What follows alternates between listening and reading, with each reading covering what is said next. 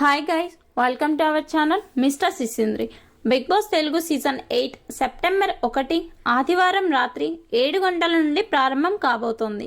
ఇప్పటికే Bigg Boss season 8 launching episode shooting కూడా దాదాపుగా పూర్తి కావచ్చింది.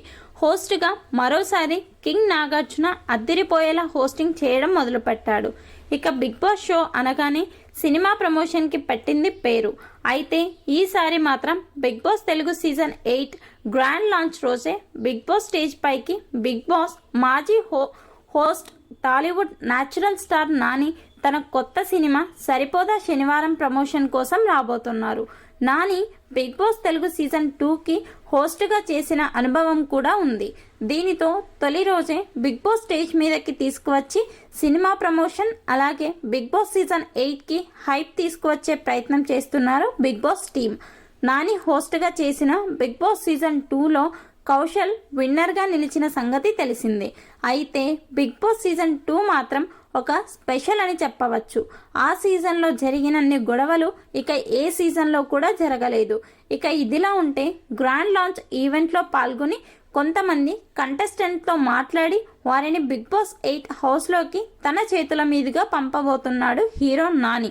ఇప్పటికే గతంలో పలుసార్లు నాగార్జున నాని కలిసి బిగ్ బాస్ స్టేజ్ మీద రచ్చ చేసిన సంగతి తెలిసిందే. చూడాలి మరి ఈసారి బిగ్ బాస్ స్టేజ్ మీద నాని ఏ మేర ఆకట్టుకుంటాడు.